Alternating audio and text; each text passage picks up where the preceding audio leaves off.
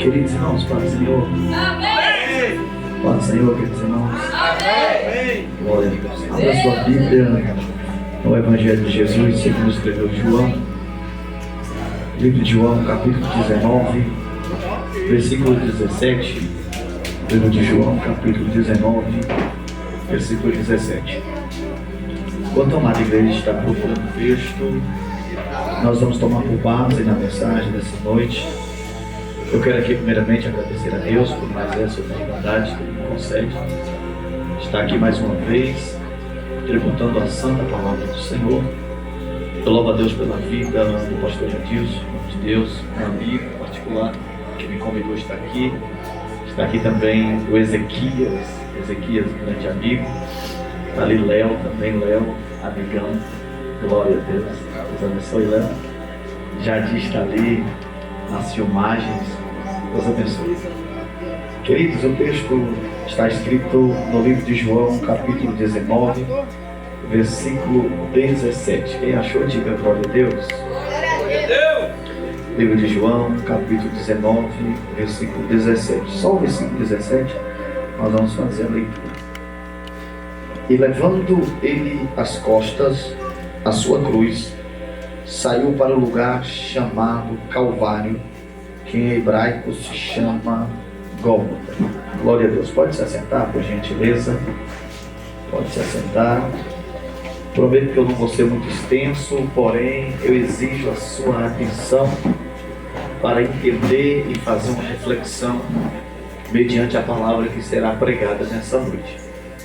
Queridos amados irmãos, o Evangelho de Cristo é um Evangelho de renúncia.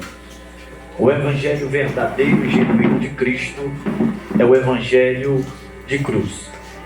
É bem verdade que a Bíblia ela é composta por 66 livros. Esses livros é dividido entre Velho e Novo Testamento. No Velho Testamento, Deus falou com seu povo acerca dos profetas. Deus usou os profetas para anunciar a vinda do seu Filho. É bem verdade que a primeira vez que vai ter uma profecia acerca da vinda de Cristo, nós vamos achar no livro do Gênesis, capítulo 3, versículo 15. Ali vai ser o próprio Deus que vai estar falando acerca da vinda do seu Filho. Está escrito: e da semente da mulher viria um que esmagaria a cabeça da serpente. Ora, Deus, no livro do Gênesis, está falando que um viria para esmagar a cabeça da serpente.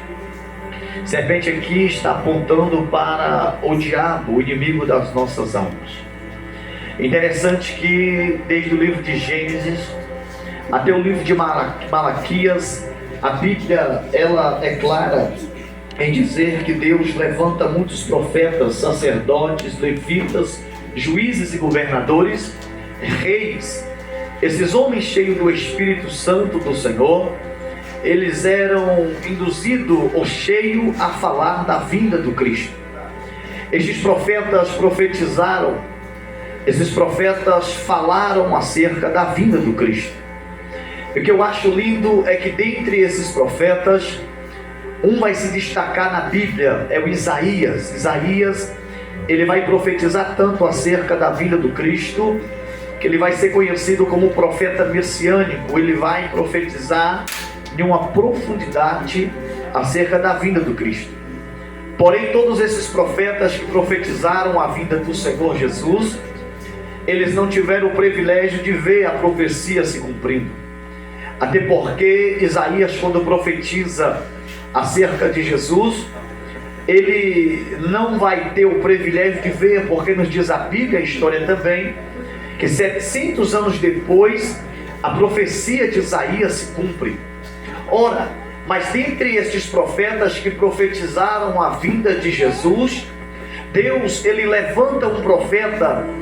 Esse profeta era diferente, esse profeta era da linhagem familiar de Cristo, era primo de Jesus. Deus, ele vai levantar um dos seus últimos profetas na terra para profetizar acerca da vinda do Cristo. E ele não só profetiza acerca da vida de Jesus, mas nos diz a Bíblia que ele prepara o caminho para Jesus. João Batista era o profeta que Deus levantou. E nos diz a Bíblia que João Batista era tão diferente dos outros profetas, que a Bíblia diz que ele foi cheio do Espírito ainda dentro do ventre da sua mãe Isabel. Interessante que João Batista ele tinha uma mensagem profética, mas a mensagem de João Batista não era uma mensagem que nós, na nossa geração, estamos acostumados a ouvir. Porque as mensagens que nós estamos acostumados a ouvir na nossa geração é a mensagem que Deus está dando vitória, é a mensagem que Deus está dando chave de casa, é a mensagem que mesmo nós estando em pecados, é a mensagem que Deus está dizendo: estou abrindo portas. Porém, a mensagem de João Batista era uma mensagem que confrontava o pecador. Era a mensagem que dizia: arrependei-vos, porque é chegado o reino dos céus. A mensagem de João Batista era uma mensagem que confrontava quem ouvia. Mas a Bíblia diz que a multidão queria ouvir João Batista pregar. A Bíblia diz que a multidão tinha a curiosidade de ouvir a mensagem que o profeta tinha nos seus lábios. Interessante que a Bíblia diz que João Batista não pregava por aplausos, João Batista não pregava por fama, João Batista não pregava por dinheiro, João Batista pregava para que a glória do Senhor seja manifesta na mensagem. A Bíblia diz que a mensagem de João Batista era uma mensagem tão confrontadora que ele olhava para os sacerdotes, os fariseus, os doutores da lei, que iriam por curiosidades para saber quem era João Batista. A mensagem dele confrontava tanto Ezequias, que ele olhava para aqueles homens religiosos e dizia: raça de víboras, arrependei-vos do vosso pecado, porque é chegado o reino dos céus.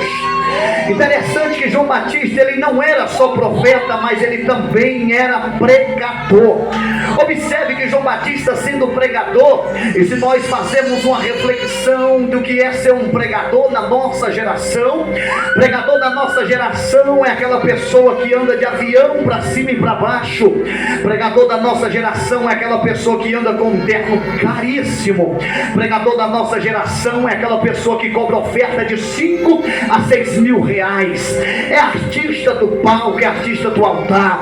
Porém, João Batista pregava no deserto. A mensagem de João Batista não era a mensagem que amassageava o ego de quem ouvia, mas era uma mensagem que libertava o pecador.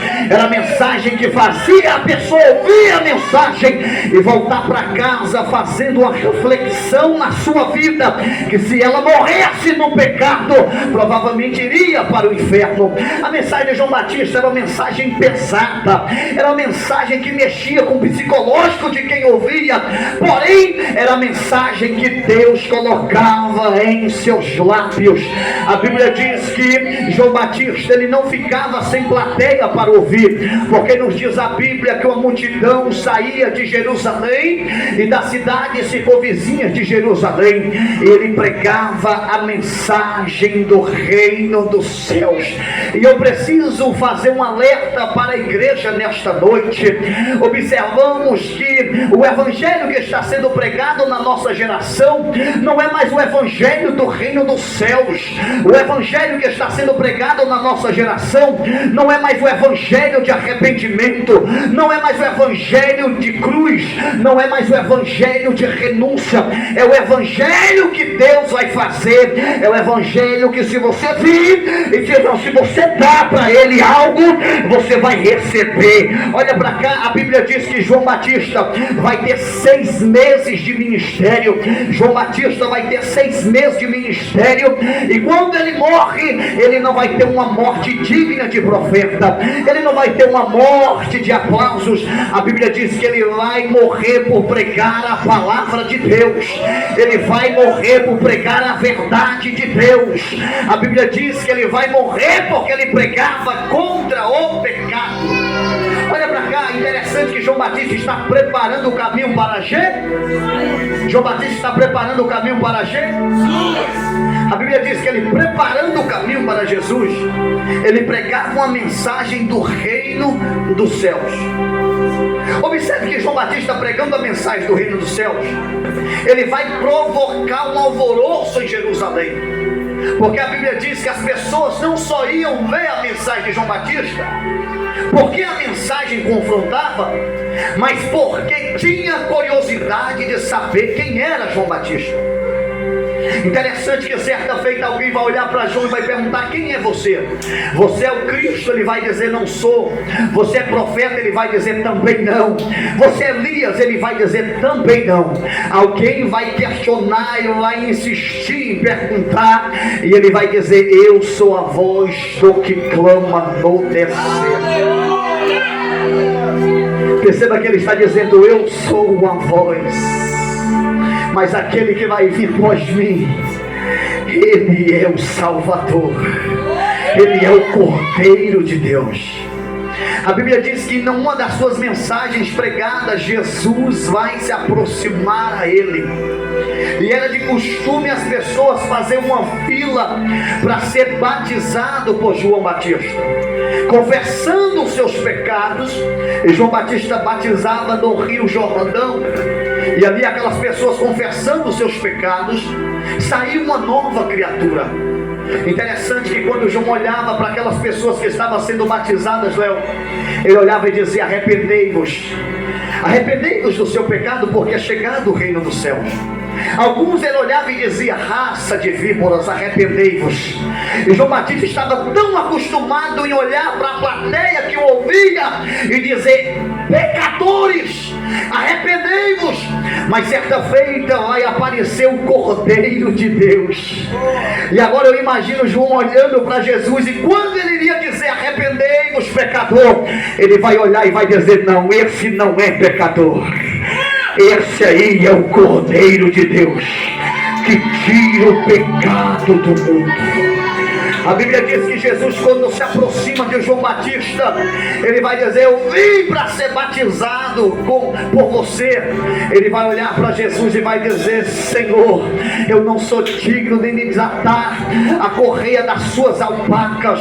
A Bíblia diz que Jesus vai dizer: eu sei, porém é necessário eu ser batizado para que se cumpra toda a justiça de Deus em mim. Jesus, depois que é batizado, a Bíblia diz que o Espírito Santo leva ele para o deserto. E perceba que Jesus começa o seu ministério orando. Jesus começa seu ministério orando. E eu quero frisar a palavra oração. Jesus ora 40 dias, jejuma 40 dias e 40 noites no deserto. Observe que depois que Jesus jejuma e depois que ora 40 dias e 40 noites, nos diz a Bíblia que o diabo vai aparecer até ele e vai o tentar com as suas necessidades físicas, porque Jesus sentia fome, Jesus sentia sede, Jesus sentia dor, Jesus sentia enfado. E quando o diabo olha para Jesus e percebe a sua necessidade momentânea, o diabo vai olhar para Jesus e vai dizer: se tu é mesmo filho de Deus, então transforma essas pedras em pães. Quando o diabo está fazendo essa proposta para Jesus, o diabo estava querendo que Jesus trocasse o plano de Deus de salvar o homem pelas suas necessidades momentâneas. E eu preciso abrir um parênteses aqui para fazer um alerta para a igreja nesta noite. Tem pessoas trocando o plano da eternidade que Deus tem na vida dela por apenas necessidades momentâneas. Eu acredito que tem pessoas salvas aqui que está dizendo: Deus, ainda que falte o pão, ainda que falte aquilo que eu quero na minha necessidade momentânea, mas eu não vou trocar a proposta pelo propósito de Deus na minha vida. Fala para alguém: não troca o propósito de Deus pela proposta momentânea que o diabo tem para você. Jesus não vai trocar a proposta do diabo pelo propósito de Deus na vida dele. A Bíblia diz que depois que Jesus passa por este processo, ele agora vai para Jerusalém. Ele vai para onde? Jerusalém. Porém, Jesus, quando vai para Jerusalém, ele sai do deserto, estava orando no deserto, estava jejuando no deserto, estava consagrando no deserto. Perceba que Jesus começa orando. Quando ele vai para Jerusalém, ele vai escolher os 12 discípulos. Porém, Jesus tem uma atitude que muitas pessoas deixaram de ter. Jesus, ele não escolhe os discípulos antes de orar. Nos diz a Bíblia que Jesus sobe ao Monte das Oliveiras e vai passar mais uma noite toda em oração, para logo no outro dia pela manhã ele escolheu os discípulos. Observe que Jesus orou no deserto, Jesus orou no Monte das Oliveiras, e só depois que ele foi escolher os discípulos. E a pergunta que não quer calar: por que Jesus orou no monte para depois escolher os discípulos? É porque Jesus não tomava nenhuma atitude antes de orar. Sabe por que tem gente que está tomando atitudes erradas? É porque não ora. Escolhe do jeito que quer, como quer, na hora que quer, depois quebra a cara, vai reclamar com Deus. Mas Deus te deu uma ferramenta poderosa. Que ferramenta é essa? Oração. Perceba que a vida de Jesus vai ser uma vida de oração. A vida de Jesus vai ser uma vida tão de oração, que a Bíblia diz que ele fazia milagres, passava por cima das águas, ressuscitava mortos.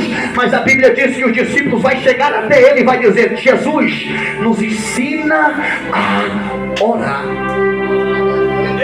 Porque Jesus era um exemplo de oração, ao ponto de despertar o desejo dos discípulos a aprender a orar. Jesus orava incessantemente. Por quê? Porque ele sabia que a cruz estava esperando ele. A Bíblia diz que uma multidão acompanhava Jesus. Porém, dentro desta multidão que acompanhava Jesus, nas mensagens que ele pregava, a multidão ouvia as mensagens dele, as parábolas, via os milagres. Porém, quando o tempo estava se afunilando, Jesus agora apertou o sermão, endureceu o discurso. E nos diz a Bíblia que quando ele pregou uma palavra mais dura, uma palavra mais pesada, a multidão começou a sair de um por um. E a Bíblia diz que um dos discípulos vai indagar e vai dizer: duras são estas palavras. Ele vai olhar para esse discípulo que o interrogou e vai dizer: se você quiser ir também, pode ir, porque o meu compromisso é com quem me enviou. Só que o discípulo vai olhar para Jesus e vai dizer: para quem eu irei, se só o Senhor tem palavras de salvação? Perceba que o discípulo aqui, ele não fala para onde eu irei, ele fala para quem eu irei. Sabe por que ele fala para quem? Porque Jesus já tinha falado: eu sou o caminho, eu sou a verdade, eu sou a vida, e ninguém vem ao Pai senão por mim. Por isso esse discípulo olha para ele: para quem eu irei, se só o Senhor tem palavras de vida eterna? Perceba que a multidão vai embora quando o discurso aperta. Perceba que a multidão vai embora quando a palavra é pesada, confronta. Porém fica as pessoas que querem vida eterna. Os que queriam milagres foi embora, mas os que queriam vida eterna falou: para quem eu irei, se só o Senhor tem palavras de vida eterna? Então existia aproximadamente 3 classes de pessoas que seguiam Cristo. A primeira classe de pessoas que seguiam Cristo eram as pessoas que gostavam de milagres. A segunda classe que seguia Cristo é a classe de Judas. É as pessoas que andavam com Cristo pelos benefícios que Cristo iria proporcionar a ele. Porém, existia também outra classe de pessoas que seguia Cristo. Eram as pessoas que mesmo sem milagre, estava dizendo: para quem eu irei? Eram as pessoas que mesmo sem dinheiro, estava dizendo: para quem eu irei? E a pergunta é que não quer calar, é você olhar para esse irmão e perguntar para ele: qual é a classe que você está enquadrada nessa mensagem? A classe que vem para a igreja querendo milagres? É a classe que vem para a igreja querendo mudar de vida financeira? Ou é a classe que vem para a igreja dizendo: Deus, ainda que falte o pão, ainda que falte o salário, para quem eu irei? Se só o Senhor tem palavras de vida. Existia 3 classes de pessoas que seguiam Cristo. Porém, Jesus, ele não mudava a mensagem. A multidão foi embora e ele não mudava a mensagem. A mensagem era: arrependei-vos, porque é chegado o reino de Deus. Se João Batista não mudou a mensagem, se Jesus não mudou a mensagem, se Pedro não mudou a mensagem, João não mudou a mensagem, Paulo não mudou a mensagem, quem sou eu para mudar a mensagem? A mensagem é: arrependei-vos, porque é chegado o reino de Deus. A Bíblia diz que quanto mais Jesus chegava próximo à cruz, menos pessoas seguiam a ele. A Bíblia diz que uma quinta-feira à noite, Jesus vai chamar os discípulos, e chegando no jardim do Getsêmani, ele vai separar os que eram mais próximos a ele, Pedro, Tiago e João, e vai dizer: ora comigo. Porque Jesus está chamando esses 3 amigos mais chegados para orar com ele. É porque em capítulos anteriores eles tinham pedidos para Jesus ensinar eles a orar. Então Jesus estava colocando em prática o ensinamento dele. Já que vocês pediram para eu ensinar vocês a orar, então ora comigo. Porque Jesus estava chamando eles para orar. Sabe por quê? Porque Jesus sabia que a cruz estava se aproximando. Perceba que Jesus começou com oração e Jesus terminou com oração. Jesus, quando ora, a oração dele é: Pai, se possível, aparta de mim esse cálice. Por que, Luciano, Jesus está dizendo: Pai, se possível, aparta de mim esse cálice? É porque ele, como homem, não enxergava a sexta-feira, mas ele, como Deus, ele enxergava a sexta-feira ao meio-dia, a crucificação, as 39 chicotadas, os pregos na mão e nos pés. Ele enxergava essas dores. Então ele, como Deus, ele enxerga o futuro. Mas ele, como homem, ele está dizendo: Pai, eu não vou suportar. Se possível, afasta de mim esse. Porém, tem uma vírgula na oração de Jesus, mas ele vai dizer: mas seja feita. Porque a oração não é para você fazer a sua vontade. Até quando você for pedir algo para Deus, tem que estar enquadrado na vontade de Deus.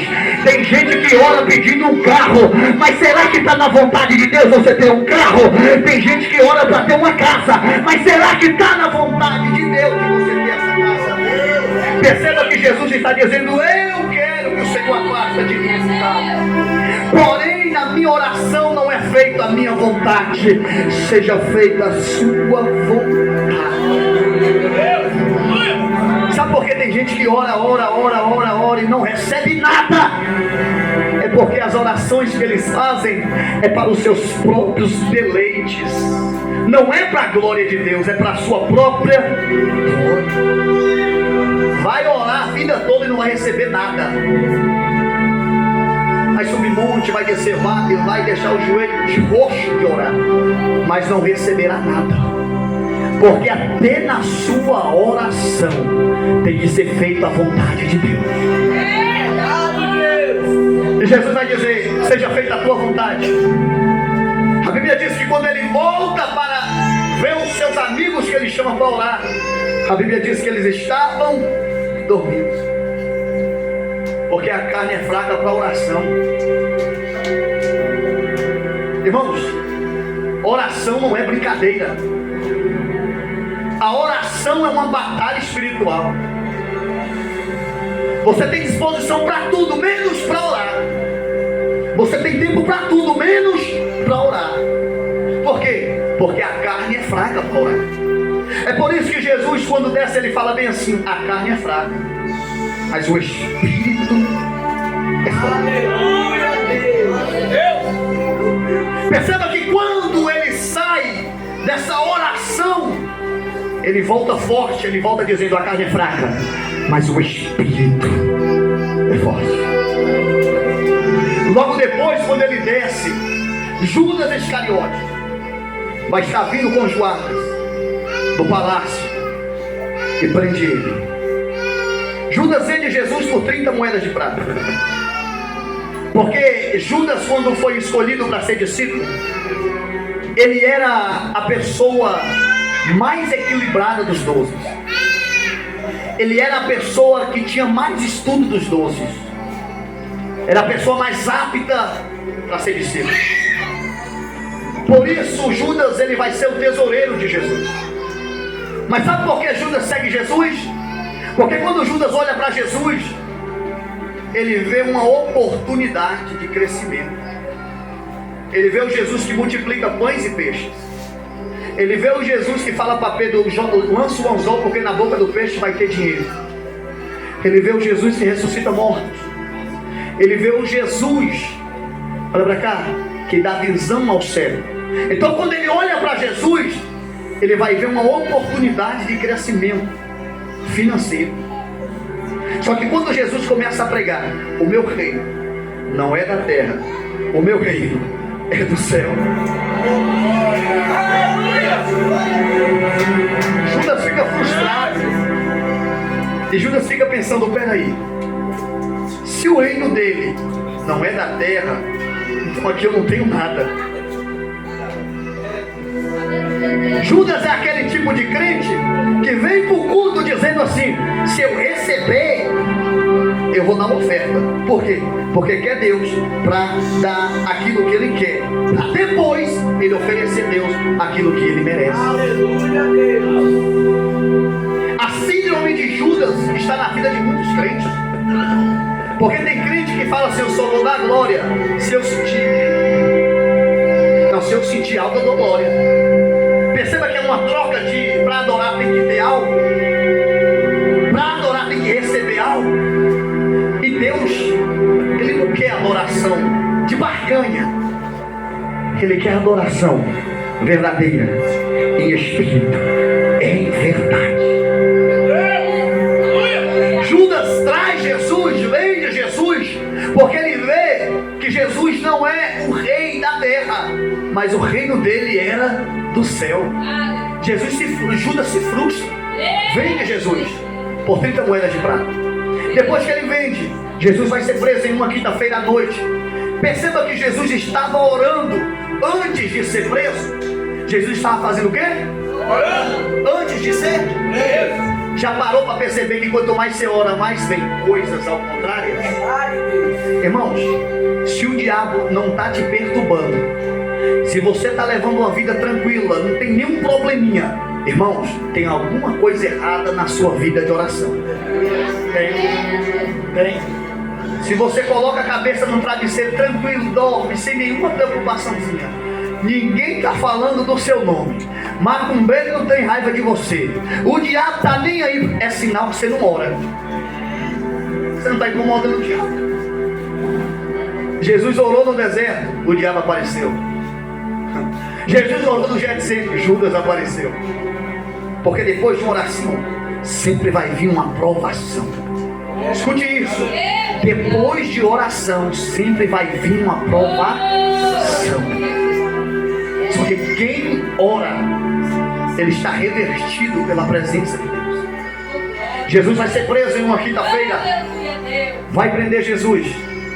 Pedro, quando Jesus é preso, ou antes de Jesus ser preso, Pedro ouvia a mensagem da cruz. Jesus dizia: é necessário eu morrer, porque se eu não morrer, vocês também não têm chance de ser salvo. E Pedro, na euforia, na emoção, certa feita Jesus vai falar que vai morrer na cruz, Léo. E Pedro vai olhar para Jesus e vai dizer: mestre, se o Senhor for para a cruz, eu também vou contigo. Eu vou contigo. Aí Jesus vai olhar: Pedro, ainda hoje tu me negarás 3 vezes antes que o galo cante. Olha aqui, Jesus foi preso em uma quinta-feira à noite, colocou ele no cárcere, passou a noite toda em prisão.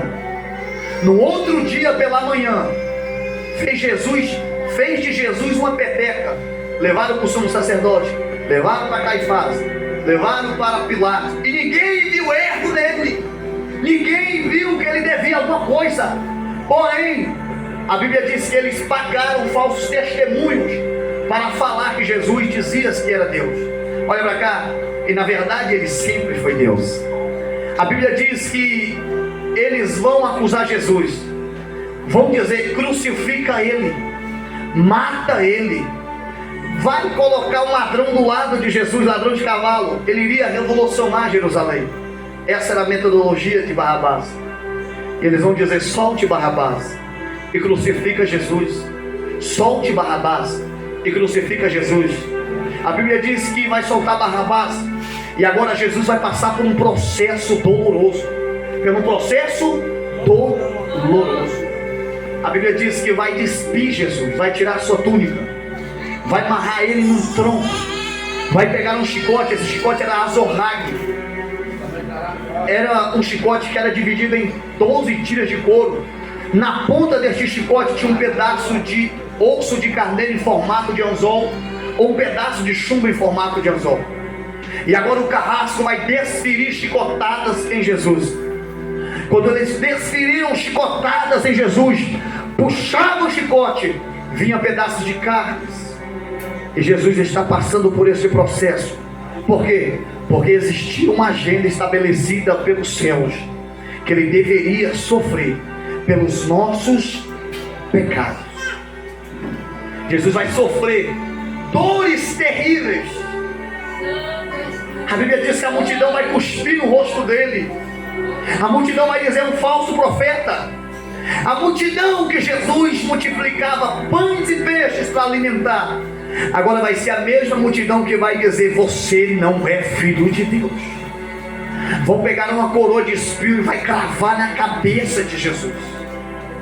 E Jesus está calado, porque existia uma profecia que dizia: ele iria para o matadouro como ovelha muda.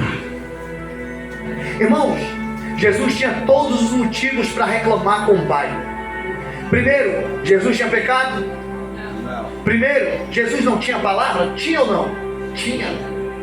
Então ele tinha todos os direitos de reclamar com Deus. Porém, ele foi como ovelha muda ao matadouro. E agora para cá, tem crente que reclama de tudo e não agradece nada. Tem crente que reclama que o gás acabou, tem gente que reclama que o aluguel atrasou, tem gente que reclama que está desempregado, mas não agradece porque tem saúde, não agradece porque está vivo, não agradece porque é salvo por Cristo Jesus. Jesus não reclama. E a Bíblia diz que ele vai tomar o partíbulo da cruz, a parte posterior. Pesava cerca de 35 para 40 quilos. Vai colocar sobre as suas costas e vai agora trilhar a trajetória do Gólgota. Trilhando essa trajetória, ninguém dos amigos, dos discípulos, ajudou Jesus. Só que a Bíblia diz que vai aparecer um homem. Esse homem é Simão Cirineu. Simão Cirineu não era judeu, não era hebreu, não era discípulo, não era apóstolo, não era amigo de Jesus, era desconhecido. Simão Cirineu. Esse Cirineu não é a assinatura dele, ou sobrenome. Cirene, um lugar na África, norte da África. Era um africano que estava passando por ali, porque a Páscoa estava próxima. E existia uma tradição, pessoas vinham a Jerusalém para festejar a Páscoa, para trazer sacrifício a Deus. Então ele estava ali para festejar a Páscoa. Mas de repente ele vai se encontrar na situação de ajudar Jesus. E eu lendo esse texto, eu fiquei questionando e perguntando por que Pedro, que falou que estaria com ele até na cruz, não apareceu, mas negou 3 vezes. Porque Lázaro, que a Bíblia diz que era o amigo a quem ele amava, Lázaro era amigo de Jesus. Jesus amava Lázaro. Lázaro não aparece. Perceba que ninguém aparece para ajudar Jesus, mas vai aparecer um desconhecido para ajudar Jesus. Sabe por quê? É porque tem momentos na nossa vida que a cruz vai estar tão pesada, que os problemas vão estar tanto, que os de perto não vai ajudar. E olha para cá, e não é porque não quer, é porque não pode. Mas Deus nunca deixa servo dele que carrega a cruz desamparado. Ele sempre envia o escape. Ele sempre envia alguém para te ajudar. A Bíblia diz que Simão Sirineu vai olhar para Jesus e vai ajudar Jesus a carregar a cruz. Vai pegar a cruz de Cristo e colocar sobre as suas costas. Porém Jesus volta a tomar a cruz e ir para o Gólgota. Mas fica uma incógnita aqui. Simão Sirineu está ajudando Jesus, sim ou não? Não. Não está ajudando Jesus. Por quê? Jesus estava carregando a cruz. A cruz era dele? A cruz não era de Jesus. A cruz era de Barrabás. Jesus tinha pecado? Então a cruz era para o pecador. Jesus não está pegando aquela cruz porque era dele. Jesus está pegando aquela cruz porque você não suportaria pegar aquela cruz. Porque eu não suportaria carregar aquela cruz. Então Simão Sirineu não estava, na verdade, ajudando Jesus, mas na verdade era Jesus que estava ajudando Simão Sirineu. Porque Simão Sirineu era pecador. Então aquela cruz era para quem? Então não era Simão que estava ajudando Jesus, mas era Jesus que estava ajudando Simão Sirineu. Quer ver a prova aqui? Sabe o que a Bíblia diz? A Bíblia diz que o sangue de Jesus nos purifica de todo. Nos purifica de todo. Quando Simão Sirineu pega a cruz e coloca nas costas e devolve para Jesus, o que tinha naquela cruz? Então quando ele vai embora, ele volta marcado pelo sangue de Cristo. Fica de pé. O ato de carregar a cruz te deixa marcado pelo sangue. Sabe por que o diabo ele está propagando um evangelho falso por aí? O evangelho que não precisa carregar a cruz. Porque todas as vezes que carregamos a cruz simboliza renúncia, arrependimento e sangue de Cristo. Quando Simão Sirineu pega aquela cruz e coloca sobre as suas costas, automaticamente ele está tendo contato com o sangue de Cristo. Então dá para falar para alguém: não largue a cruz. Porque se você desprezar a cruz, você também está desprezando o sangue de Cristo. E evangelho tem que ter cruz. Evangelho tem que ter renúncia.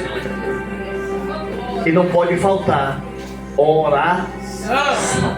Fala comigo: sangue, cruz e oração. Você tem os 3? Então glorifica o nome do Senhor e mais forte.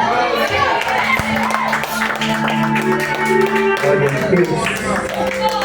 Amém, igreja? Creio que todos tomaram posse dessa palavra. Amém? Para que quando chegarmos em casa, o melhor tempo que você vai ter para meditar mais ainda é quando colocar sua cabeça no travesseiro e começar a meditar nesta palavra. As lutas, as perseguições daquele que tudo sofreu para que nós estivéssemos aqui hoje. A cruz é nossa, mas Jesus carregou porque nós não suportaríamos. Amém? Amém, igreja? Amém. Glória a Deus. Vamos estar orando. Quero agradecer a Deus.